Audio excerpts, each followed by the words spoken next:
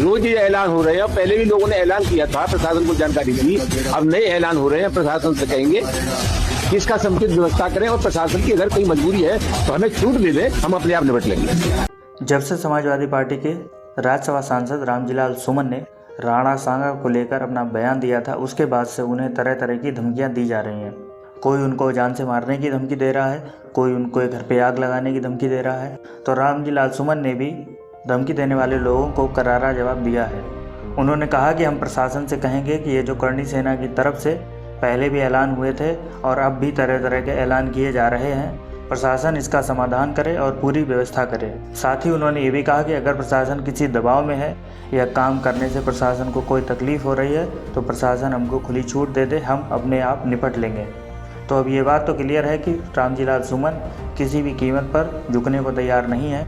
इसी के साथ ही करणी सेना को लेकर अखिलेश यादव के भाई धर्मेंद्र यादव, जो आजमगढ़ से सांसद हैं, उन्होंने कहा कि सरकार ही करणी सेना को चला रही है और जो अराजकता और गैर कानूनी रास्ता करणी सेना वालों ने अपना रखा है, सरकार चाहेगी तो ये लोग 1 घंटे के अंदर शांत होकर के बैठ जाएंगे।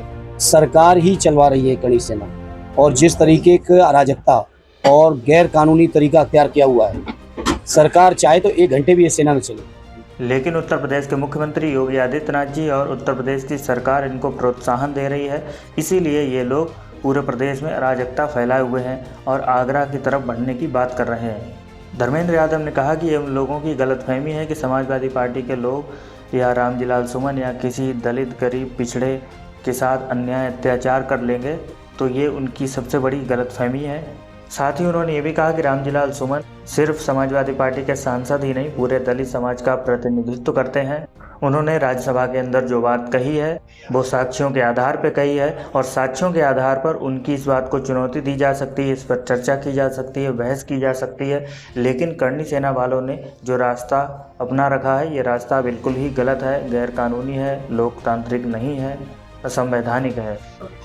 अगर उन्होंने कोई बात कही है, ऐतिहासिक साक्ष्यों पे कही है, उसकी चर्चा हो सकती है, बहस हो सकती है। लेकिन जो तरीका अख्तियार किया हुआ करणी सेना ने, वो कहीं से ना लोकतांत्रिक है, ना कहीं से कानून सम्मत है।